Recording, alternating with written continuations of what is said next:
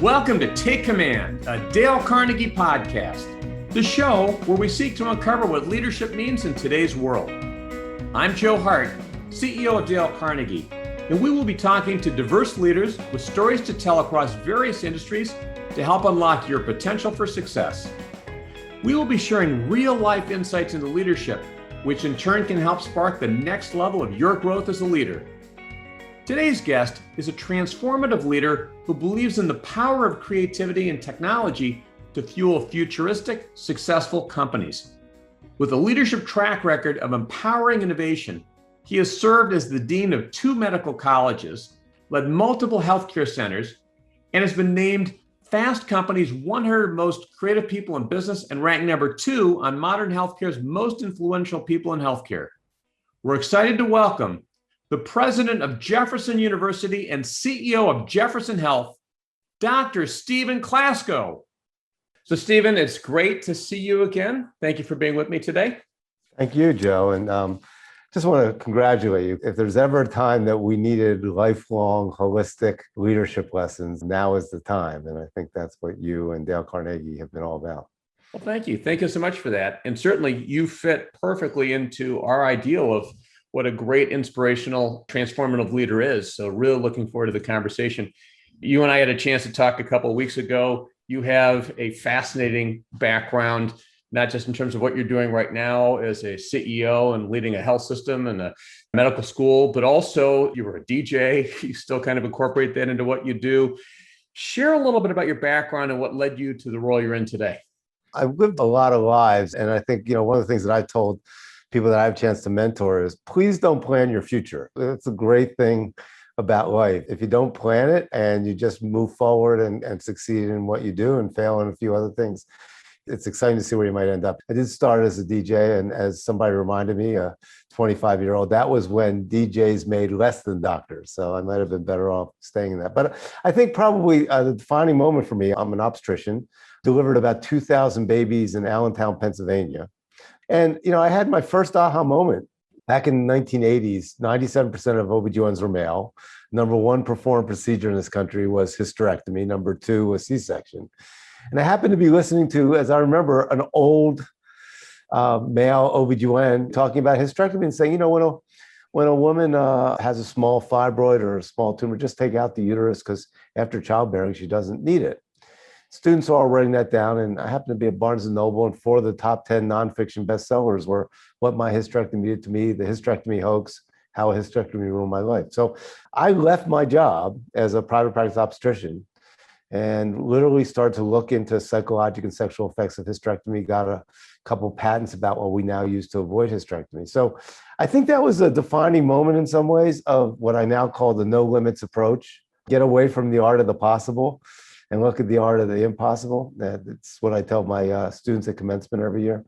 And that led to sort of a career where in unlikely ways, I became dean of 2 academic medical schools, even though I didn't have a traditional academic career, did a couple startup companies, and now I've been the president and CEO of 2 major systems. In Jefferson's case, the 3rd oldest and 3rd largest medical school in the country. So in each one of those situations, it's not what I was looking for. When I was at University of South Florida as the CEO, I thought my next job would be out in Silicon Valley. I wasn't trying, what could I do and not make a mistake so that I could get a job at a place like Jefferson? It was, hey, I'm going to really do some really cool things. In the case of USF, we started the first medical school in the country where we chose students based on self-awareness, empathy, communication skills, and cultural competence. And that was a risky venture, but that became a big part of our persona. So I think it's probably a bit of a no limits approach to things. Take a creative look and don't be afraid to look at your industry, whether it's academics or healthcare, and say, boy, what we're doing doesn't make a lot of sense. What can we do differently? You just covered a lot of really incredible thoughts, whether it's no limits mindset or talking about your defining moment. I'm curious, you had this aha. It was almost existential to the extent you practice, you get to the point, you're an OB, and all of a sudden you made this decision. What really inspired you to do that? Why did you make that decision? This is back in the day when you're on call every 3rd night. We had built a practice from 6 deliveries a month to about 50 deliveries a month. I was young. I thought that, hey, this is a calling. I just started to have more and more hints we were all doing some great things, we were sort of clueless as to where things were going. I got really obsessed with Apple back in the 80s. And actually, it was funny because I ended up leading a digital group for Apple under John Couch and Steve Jobs in the early 2000s. But I started watching that whole approach even back in the 80s and 90s of, what's going to be obvious 10 years from now, and can we do it today? And I lived in an industry of healthcare that was all about what did we do 20 years ago? And I just recognized that helping women deliver their babies is an awesome thing. I felt I wanted to make more of a change in that. And when I started to do that research in psychologic and sexual effects of hysterectomy, and said, wow, we've really missed the boat on this. Those books are right. And then I got a chance to go out to Houston and actually work with the folks that were doing things to avoid hysterectomy. I think that's what it was. It was that closed loop of, holy moly, a person or a group of people can make a difference in an industry. And that set the stage as a leader, as I moved up, of not taking anything at face value, right? And asking questions. For example, why do we still accept medical students based on science, GPA, MedCats, and organic chemistry grades? And then be amazed that doctors are more empathetic, communicative, and creative.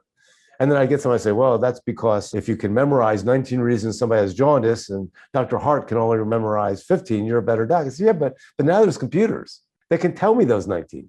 And the last thing would be like you tell 3-year-old kids when they ask too many questions. Well, that's just how we do things. And I realized at the point I got to the just how we do things, that was something I wanted to change. You strike me as someone who has tremendous curiosity and tremendous creativity, particularly as you look at problems. I mean, you worked at Apple, you're looking at how medical schools admit students and so forth. Is that something that's always been a part of you? Is that something you've developed over time? We have to get away, especially in disciplines like mine of academics and healthcare. It's always been about strategy, focus, and discipline. And in some respects, I think they're important, but that's almost become middle management. I keep trying to get people to think about creativity, passion, and flexibility. I had my second aha moment in the 90s, and now I'm the chair of OBGYN at a major department, and one of the neurosurgeons is going, we just can't take all these insurers in business. I just can't understand it. I'm thinking, hey, you took out a small tumor from a little hole in the brain, you can probably figure out business. So I went to Wharton.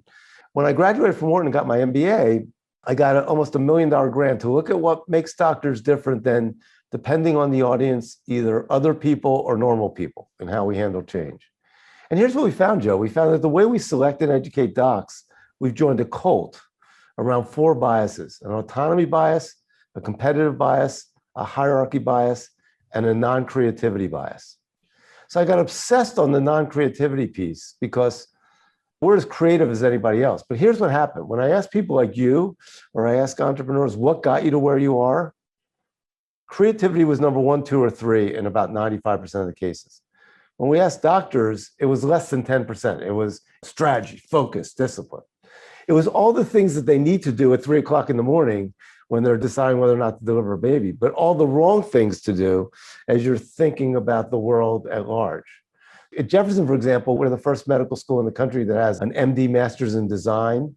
It's a partnership with Princeton. We now make every one of our incoming students take 2 creativity courses. The most popular one this year was Beekeeping 101. This is like for a medical school, because it's basically getting them out of that biochemistry, microbiology, animatronic, Android type thing that, frankly, the new AI robots will be doing better than we do anyhow. So, Stephen, you've done a number of things really to encourage creativity. What are some of the ways that you've seen that have an impact at Jefferson? The first is in morale and optimism, right? When I went to Wharton, I did the Wharton Executive MBA, so it was the weekend thing. And I was back then one of only 3 docs. So people would go to me and say, you are so lucky to be in healthcare, a couple $1 trillion industry going through tsunami change. What a great time. What great opportunities. I wish I was a doctor. And I'd say, yeah, I guess that's pretty cool.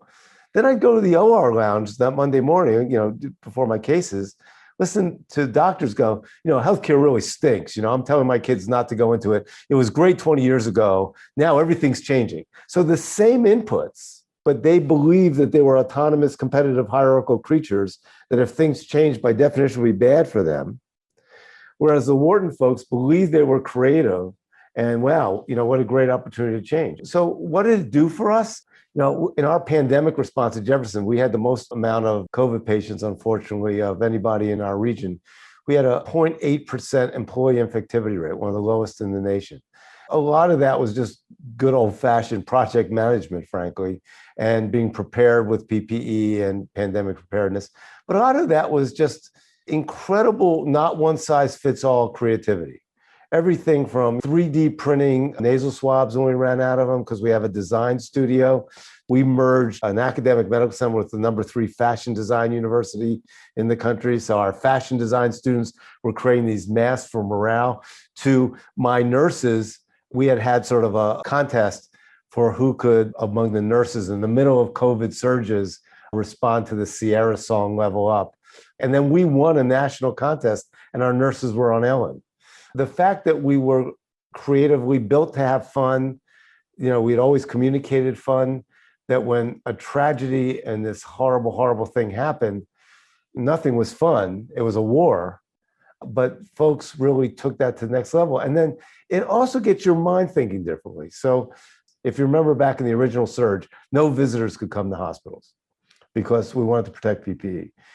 We made a decision that would be true for us, except at the end of life, family members could come because we didn't want anybody to have to say goodbye to a family member to Zoom. And at the beginning of life, birth, at least one person, the husband, the wife, the partner could come. It seemed pretty obvious to us, but healthcare had always been very a one-size-fits-all and no visitor, yes visitors, one visitor. So I think that creative approach really made a difference for us. It must have, because like you said, other people might have looked at the exact same situation. In fact, other people did look at the exact same situation, and other health systems around the country came to different conclusions about whether or not you could have visitors. When you talk about creativity, you were talking about the doctors versus the Wharton students. It seems like a lot of this goes to mindset.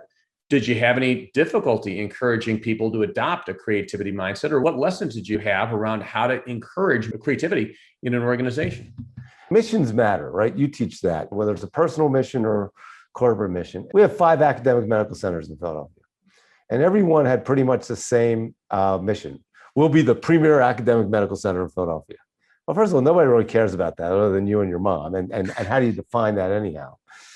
So we decided, well, what if we totally looked at it differently, looked at it from an external focus and really put creativity into that? So we changed ours to We Improve Lives. But our vision became reimagining healthcare education discovery to create unparalleled value.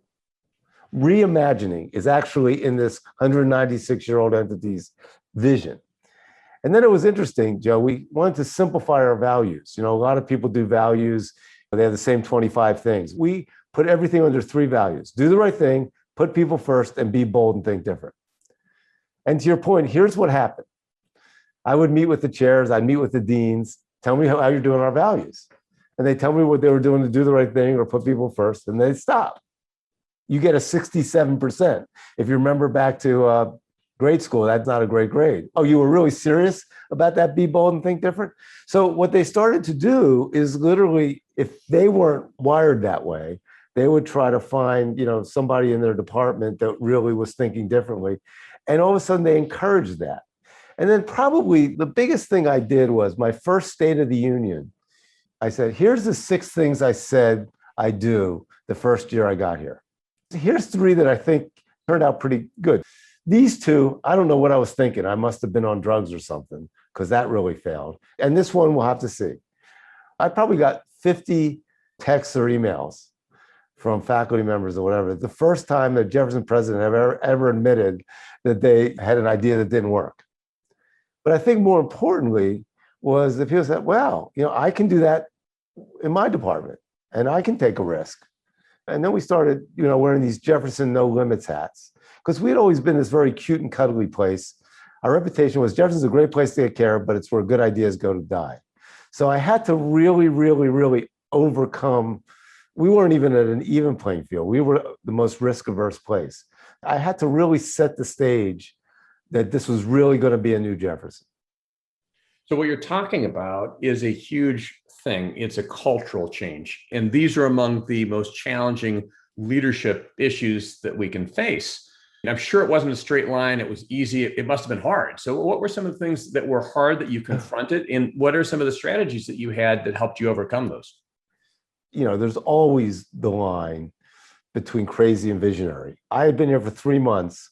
I decided to get out of the merger that we had that was at that time really keeping us back. But we had to move our $365 million of nonprofit bonds into a home equity line. We had never even been rated before. Starting to set the stage that I'm willing to take a risk. My board said, you realize this doesn't work.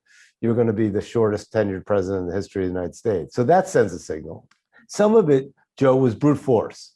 When we started Jeff Connect telehealth program, invested $35 million in 2013. And the chairs just about revolted because, that meant we weren't spending on NIH funding. I talked to him about my time at Apple, and Steve Jobs used to talk about the old math and the new math. And the old math, if you think about early 2000s, was computers and operating systems. The new math was this thing called digital lifestyle nobody knew about. So his people raised their hands and said, wait a second, our only revenue is computers and operating systems. And you know what? We have 3% of the computer market. If you stop this stupid digital thing that you're doing and give us more money, we could move that to 4%. I got the exact same reception. I said, we're going to have the old math and new math. The old math is academic and clinical, inpatient revenue, outpatient revenue, NIH funding, and in-person tuition. The new math is innovation, strategic partnerships, digital transformation, and venture philanthropy. And I got the same thing. Well, you're nuts. I mean, that's our only math. So when we did telehealth, that was brute force. I went to all 18 chairs and said, here's the story. You need to get 70% of your folks to train for telehealth, even though they didn't know what it was, and do at least one a month if you want to get your incentive this year. And after all the whining, 17 of the 18 did it. The one that didn't do it isn't with us anymore. I mean, he's on the earth. He's just not with Jefferson. But then once they started to like that, and once we started to get some positives, and then we got somebody like Bernie Marcus that gave us $50 million because he liked our creative approach around integrative health. And Sidney Kimmel gave us $110 million to name our medical school. Those kind of things hadn't happened before. Then all of a sudden they started saying, hey, this creative approach really could be a differentiator. Then the last thing we did, we started this leadership transformation group called JOLT. And we had done a study, Joe, around the country for doctors. It was pretty amazing. 20% of docs in most medical staffs will get it. They'll like you like them. 15% will never get it. And then there's 65% in the middle. What we found is that most people in my position spend about 45% of the time with the people that get it. They like to golf with us. We like them. They think I'm awesome. We spend 40% of our time with the docs who'll never get it because, we can cure anybody and they're loud. And we spend the least amount of time with the people in the middle. So at Jefferson, we decided, and it's something you teach all the time, but we'll do a teach the teachers and let those people that get it become the new teachers. We'll ignore the folks that never get it. We call that administrative hospice. We just let them be comfortable and move on. And we really concentrated on that 65% in the middle. And we actually had written an article for the Sloan Management that we've now gotten to the point after 6 years of 40, 45, and 15. And a lot of what we taught was creative approaches, no limits. So we started to change that culture. At Wharton, they'd say it usually takes 10 years to really change the culture. We were probably able to do that in 4 or 5. It's fascinating because all that you're talking about right now, Stephen, goes to the heart of leadership. You started by talking about culture. You talked about the values that you had, the values that you modeled, the example that you set, whether it was around creativity or taking a risk. You also talked about brute force. There are times where leaders have to lay down the line and say, this is what we're going to do. What does leadership mean to you? How would you describe leadership, and what thoughts would you have for people who aspire to be greater leaders? The first thing, at least for me, has been look in the mirror. The chances of my being, Joe, an assistant professor at Jefferson, let alone their president, were about 0.0%. The over-under on, my being the president of a university or dean of a medical school as a private practice OBGYN that had taken their residency in a 2-resident-a-year community program were 0. So some of that is saying, okay, however I got here, I'm playing with house money and I'm not trying to get the next academic job. So what am I good at? And then, one of the things I learned at Wharton that I've always stuck with, and we don't do it very well in healthcare or academics, you should always have 5 people under you that think they can do a better job than you and 3 that are right. A lot of times in my world, Joe, and I'm sure you've seen this with healthcare leaders, Once people get to a certain stage, they're afraid to get somebody better or more talented than they are, especially if they're younger, because it's almost the opposite of good succession planning. It's like, as long as there's a huge gulf between me and number two, then they can't fire me. I did just the opposite. I went and said, who is the best physician leader in the country? And I went and met with him, and he said, well, it's very nice that you want me to be the head of your clinical pillar. I want your job. And I said, great. As long as it's somewhat on my timeline, let's help you do that. And I don't want you stabbing me in the back, but I think you can get that job, or I'll work with you together. And it turns out he's an incredibly good operational leader. Some of the things that I can do very well, like philanthropy and innovation and the partnerships with Silicon Valley, is a piece that he could use. So he's running our 14 hospitals. I don't have to worry about that. The provost of our 2-campus university is the former chair of pathology at Penn. Again, I don't have to pretend I'm that person. Same thing with innovation and philanthropy. So I get to be the orchestra conductor. If you're leading a large, diverse entity, you should be setting the course for what the place is going to look like 10 years from now. You don't have to be the one at every meeting. Set the course. The worst thing you can do is micromanage stuff that you're not expert at. My team has appreciated that I've given them the ball. I don't go to the capital budgeting process meetings because I'm not going to be helpful. I don't go to the integrated strategic financial process meetings because I'm not going to be helpful. But I set the course every year of this is what I'd like us to look like. We look at everything as now, near, and far. At the end of it, we just completed a budget. I look and say, yep, and then I'll tweak it a little bit. Here's 3 or 4 priorities that you missed. Let's just put them into a presidential priorities piece, and we don't have to redo the budget. It's being willing to have people that are better than you at certain things and not be threatened by it. Being willing to spend a lot of your time looking at what the place is going to look like 10 years from now. I'm a big fan of succession planning the day after you start a job. I think we start succession planning way too late, so I've done that. I know you talk about this a lot, the ability to mentor folks. We have this great young woman, PhD, who I made the head of our NCI Cancer Center. I've been mentoring her for 8 years, and she just became the CEO of the American Cancer Society. She wasn't afraid to tell me when she got it offered and get my advice. And the fact that I said, great, I think you should take it, even though, frankly, it's a big pain that I have to now recruit a new head of the NCI Cancer Center right before an NCI site visit. Can I give you one example? This is really an emotional one for me. So I have this resident when I was program director and chair at Lehigh Valley Health Network that has now become the president of the Association of Professors of Gynecology and Obstetrics. And they get to have a presidential address. And it was out in California. And she asked if I would do it. And frankly, it was at a really busy time. I said, sure, I'll do it for you. So I get there and, I was expecting the introduction. Steve is a professor of OBGYN. He's the blah, blah, blah. She doesn't do any of that. She said, well, you can read all about Steve, but I'm going to tell you a story. I was a second-year resident at Lehigh Valley Health Network, and I was doing a case with an attending, and we had a negative thing happen.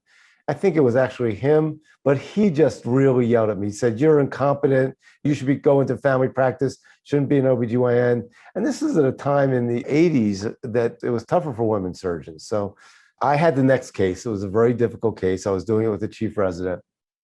And I see her in the OR lounge. And, she was not crying, but I could tell she wasn't her normal. I said, what's going on, Patrice? Nothing. Finally, she tells me the story. And I went to the chief resident. I said, good news. You're going to get to go home early and hang out with your wife. I'm doing this case with this person, second-year resident. Difficult case. She did it with me. She was excellent. So she told that story. Now, here's the point, Joe. If you had put a gun to my head and say, do you remember anything like that you did important to Patrice? I mean, of course, I remembered it once she said it, but the fact that that was so important in her life is what I get proud of. Isn't it true that some of the most important things that happen to people in life, we're not aware of them? But part of what you have, though, clearly you've got a charism, you care about people, you've got this authentic desire to help bring out the best in people that's clear in your leadership style. And it's also a trait that we see at Dale Carnegie in the most effective leaders, right? I mean, there are leaders who belittle others, leaders who put other people down. They might get certain results, but the kind of leader who can bring out the very best in someone else and achieve the kind of results that you've achieved, that's really inspirational leadership. It gets down to personal connections. So I started my practice in Allentown, Pennsylvania, when there was a glut of OBGYNs. And literally people told me I'd starve. At that time, I was pretty thin. I said, that's okay. I don't eat that much. There's no way you can start a practice. I started with one other person. And what we found is we just did some things that now seem obvious to me, but were like really unique. If you think about OBGYN, people are coming in once a year. Before we did any of the, pap smear stuff or anything, I would just ask them about what was going on in their life. And, they get something like, well, my son, Josh is on the tennis team at Swarthmore, and my husband, unfortunately, just, had surgery for prostate cancer, but I think he's doing okay. Oh, and by the way, I'm taking Italian lessons. So we just, okay, all right, and then we do the exam. But I'd write each of those things down. The next year when I saw that patient, I'd go, so how's Josh doing on the tennis team? And I hope your husband's okay. And tell me something in Italian. That became viral. They felt comfortable talking to me about things that might be going wrong in their marriage or something else. And we became the busiest practice in this town where they told me to start, because that was before Twitter, but that became, our doctor actually cares about us. That's a style that I've taken now that I have 35,000 employees. Pre-pandemic, every Tuesday, we're right in Center City, Philadelphia. And there's, the hot dog carts, the halal carts. Every Tuesday, I would just hang out lunchtime at the hot dog cart. And it tended to be, the line was the environmental service workers, the nurses, the frontline workers. They loved it, because we'd just chat. And I'd say, so how's it going? We have a new benefits program, how's it going? And got to the point where they'd say, hey, it really stinks, or they want to take selfies. It was fun. So we had this thing where we did have a new benefits program, and I go to my senior vice president. So how's it going? I think it's going really well. Do people like the new prescriptions? Oh, yeah, they do. I said, no, they don't. They said, oh, yeah, they do. I said, no, they don't. After my third no, they don't, I'll say, all right, this is like poker. You tell me how you know, and I'll tell you how I know. Well, I know because the vice president of benefits who reports to me told me that. Okay, that's like saying I have two deuces. I'm going to give you three aces. I talked to the people at the hot dog cart, and they hate it. And let me tell you the stories they told me. Literally, they have this $200 deductible that they have to do, and they couldn't get their medication. But we changed it. Here I am as the CEO of a 35,000 person group that was doing that and getting that information. And this particular person who's no longer with us wasn't. But it also sent the signal to the people under me. If you're going to say that the frontline workers like something, you darn well better be talking to the frontline workers.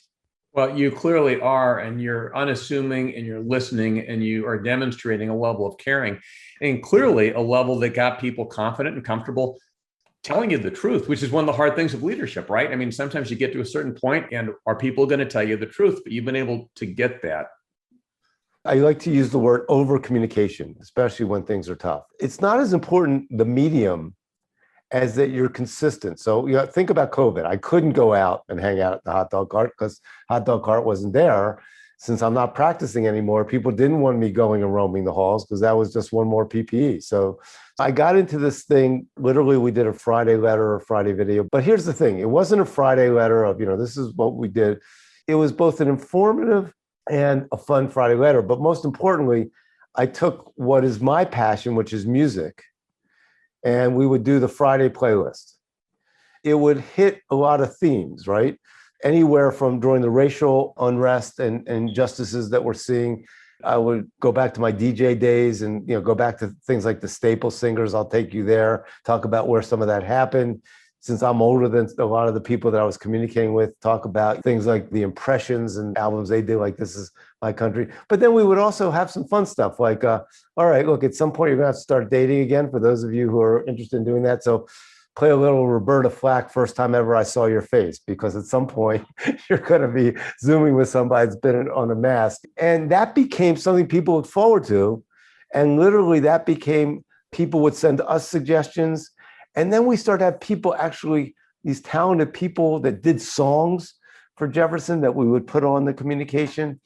So it really became something that people looked forward to. Then we would start to highlight heroes, and mostly unsung heroes. So-and-so in environmental service did this and this. And we really hit the really tough topics. I mean, the tough topics of some things we had to do after the surges. We lost $290 million, like most health entities. We made a decision not to furlough or lay off any of our 35,000 employees.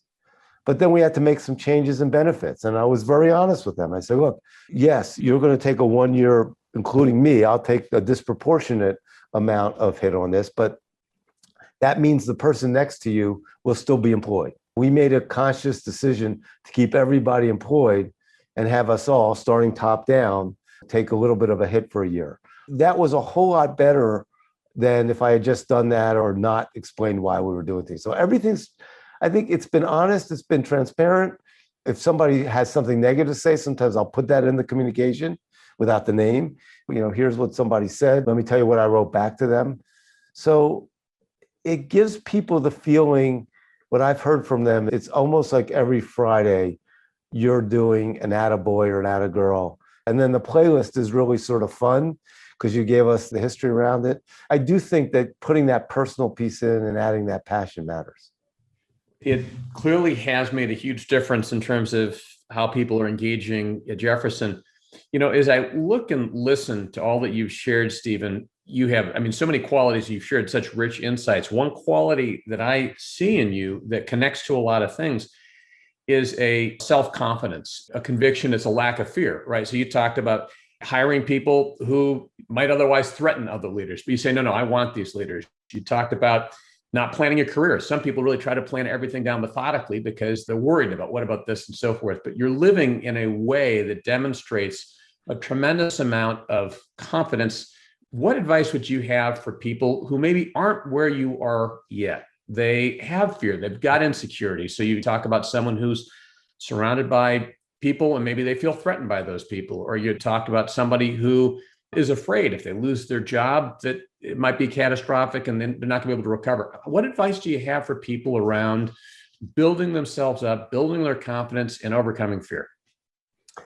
So I think what I'd say is everybody has different goals and different way of doing things, but don't expect to have a non-incremental career if you're not willing to take non-incremental chances. I decided I wanted to have a non-incremental career. This was when Allegheny went bankrupt. It was the largest bankruptcy in medical school history in Philadelphia. Tenet had taken over the hospitals, the for-profit. This was pre-computer.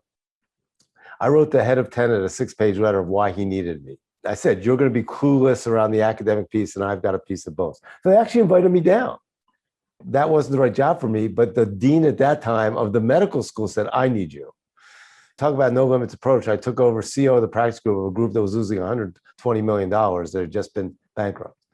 And the beautiful thing about that, they were willing to have a creative, non-qualified leader because before they weren't getting their checks cashed. Then the next thing I did was I became dean of what was called Medical College of Pennsylvania, with my boss saying, you have to understand, Tenet will probably close this hospital, which means you're out of a job. I can't protect you. I said, okay. But, it was sort of taking care of a dying parent. We did some really good things while Tenet was getting rid of it. And that led to, everything else happening. But going from here to there couldn't have happened if I wasn't willing to take a non-incremental piece. So some of it is you have to decide what your own risk tolerance is. I jump out of planes. I'm a pilot. That's one kind of person. Doesn't mean everybody has to be like that. I have another friend that went to Wharton that said, I want to be a chief medical officer at a progressively better place. Went out to Saginaw, Michigan, a 200-bed hospital, became a chief medical officer, then became a chief medical officer at a 300-bed hospital. That's another way of doing that. The way I feel it, I took an entrepreneurial approach in a different way than entrepreneurs do it, right? I sort of put my whole professional future into it, not as much dollars, but took pay cuts, took a job that I knew if it didn't work out, I have no place else to go. So I took an entrepreneurial approach to leadership that not everybody should do, but decide what your risk tolerance is, decide where you think you'd like to go without getting too specific, I want to be this. And what I always tell people is, what do you want to be saying you're doing 5 years from now? Not what job are you in, but what do you like doing? And start moving toward a job that's doing more of those things and less of the other things. I love it, Stephen. This is the Take Command podcast. One of the most important things we talk about in Dale Carnegie is living an intentional life. And that's really what your advice is. It's be intentional. It's take risks. I love what you're encouraging people to do relative to confidence. And really going back to your self-assessment, one of the first things you did was that self-assessment. So how do you today, as you look ahead, what are some things that you do to hone your skills, to hone your leadership, to continue to become a better leader? Yeah, so I spend about a week a month out in Palo Alto. One of the things that we've really differentiated Jefferson is what we call healthcare at any address. If you come down from Mars to Philadelphia in 5 years from now and say, where's Jefferson? I hope nobody can answer that. I hope what they're saying is, you mean Jefferson in my house or Jefferson in 5 micro hospitals? Oh, you mean the place where really, really, really sick people go? I think that's still a 10th of Walnut. So in order for me to be credible in that world, I have really spent about a quarter of my time living that world with the 24-year-old software engineers that went to Stanford when they were 15 and have a totally different mindset. And I've become a bit of a horse whisperer or translator between the two worlds. That gets me energized to come back and understand how far we have to go. The last book I wrote, Joe, was called Unhealthcare, a Manifesto for Health Assurance with Hemant Taneja. Hemant is the original investor in Airbnb, Stripe, and Warby Parker. And he wrote a book called Unscaled. The concept being, it used to be if you want to build a bigger, better hotel chain than Marriott, you had to build a whole lot of hotels. Now you build no hotels and bring them together, right? Warby Parker. I'm not building any stores next to LensCrafters. I'm not building any stores. Send me your prescription, do it online. So the book we wrote sort of started out, what if a Silicon Valley entrepreneur and a CEO of a 195-year-old academic medical center walked into a bar, got married, and had a kid? What would that kid look like of moving fast and breaking things versus, the traditional healthcare ecosystem? And we've actually created that kid. It's called Tendo. It's basically looking at digital front doors. He's become one of the leaders in the country around responsible innovation because he doesn't want to just create companies. So we said, how do we not just make the wealthy healthier? I wrote an article called We Need a Greta Thunberg for Healthcare. How do we turn healthcare inequities into a real campaign? That's what's been great for me about being that translator, because I feel incredibly confident that we can do that digital transformation and get healthcare to join the consumer revolution. And I've been able to bring folks from that world into understanding why people like me go into not-for-profits and try to really make a difference in places like Philadelphia. Here's an example. Ken Frazier, the CEO of Merck, gave us $5 million because he recognized that an African-American man where he grew up in 18th and Tioga, one of the toughest neighborhoods in Philadelphia, has a 10 times increased risk of getting a stroke than where he lives today as an African-American man. We have that healthcare at any address because he said, look, I don't want you to do this at Jefferson. I want you to do this around 18th and Tioga. I want that to be the Frazier Center. We talked to our friends in Silicon Valley. We looked at ways that we could connect and get those people connected. We actually partnered with Temple University because that's their territory. Again, unheard of in academic medicine. You mean you're actually going to share a gift that somebody gave you? And then we found another donor that owns a strip mall there. They gave us 10 years of free rent utilities. And now we're actually working with Comcast to get those people connected. Why? Because the number one reason that people got hospitalized for the pandemic in Philadelphia was not masking or social distancing or their genetic code. It was a zip code. Because we have zip codes, including that one, with 78% of people that don't have broadband. So they can't utilize telehealth and that kind of thing. So to me, that's how I stay energized. Going out there and saying, wait, we don't get up in the morning and talk about telebanking. It's just that banks went from 90% in the bank to 90% home. That's who I want to learn from. I went out and met with the CEO of Walmart and one of the number 2 people from Target because I wanted to understand what happened when Amazon disrupted that industry, that they didn't become Sears and Pennies. Because I said, that's how I'm looking at things now. I'm looking at everybody, the One Medicals of the world, the Optums of the world, saying, hey, I don't want to own hospitals because, they're dinosaurs. When Amazon came into your market, there were some places, oh my God, nobody's ever going to the store again. I have to create all E. Well, think about Circuit City. They didn't make it. Then there were Sears and Pennies said, what a stupid fad. People are always going to, spend 5 hours in line on the day after Thanksgiving to do their holiday shopping. Well, they're Sears and Pennies. Target and Walmart said, we're real good at what we do, but we, in one case, have to buy somebody that can do E for us and do it better than Amazon. And in one case, actually, create that.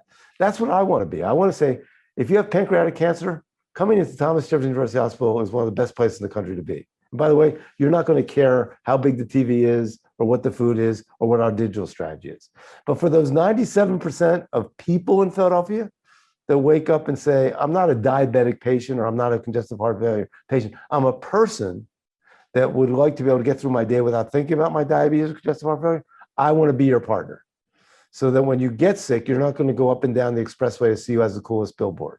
I think that that's what's energized me is how can I be both? How can I be Target and Walmart? Well, it's incredible how you've done that, what you've done at Jefferson and what you're doing with healthcare, the book on healthcare. Your vision for the future of healthcare really is having a transformational impact on the lives of hundreds of millions of people. So thank you for sharing that. And thank you for your time here today. Inspirational leadership, so much richness in this interview. Any closing thoughts for our listeners? The last thing I'd say is create a personal mission for yourself. I know that sounds very MBA-ish, but I always figured I'd have 3 phases. I love the fact that I delivered 2,500 babies. I actually gave a talk to a medical student, and as I was rushing out, she said, look, my mom will kill me if I don't talk to you. And I thought it was going to be about tuition. You delivered me 31 years ago at Sacred Heart Hospital in Allentown, Pennsylvania. I mean, so I love that part of my life. I love the second phase. I'm leaving Jefferson in 2024. And I love the fact that my third phase is going to be a blank page. You know, everybody's going to ask me in 2023, what are you doing? I say, I have no idea. On July 1st, 2024, I'm going to sit at home, play piano, and my guess is somebody will call, and it could be an academic thing, it could be a healthcare thing, it could be a Silicon Valley thing. I think there's something nice about looking at your life in different stages. And the last thing I'd say is I've had a lot of mentors that said, I'm not going to really do anything fun till I retire. And then, you know, you've all heard those stories. A year later, they have something happen. So my wife and I think about a book that we read called 20 More Summers. What are you doing that's unique in each of those summers? My last advice would be you want to have a lot more memories than regrets. Awesome, Stephen. Well, I can't wait to see what your phase 3 holds. It'll be really exciting. You don't know what it is. I don't know what it is. It'll be fun to find out what you do. But thank you for the amazing work that you're doing. Thank you for being with us on Take Command. And I know our listeners are going to love hearing this podcast. Thank you, Joe. It was really a lot of fun. I hope you enjoyed this edition of Take Command, a Dale Carnegie podcast. Check out our resources page at www.dalecarnegie.com for more research, insight, and tools that will support your success in taking command of your leadership potential. If you enjoyed this episode, please consider rating it and subscribing to us on iTunes, Spotify, Stitcher, or wherever you get your podcasts. As always, thank you for listening, and we look forward to you joining us at the next episode of Take Command, a Dale Carnegie podcast.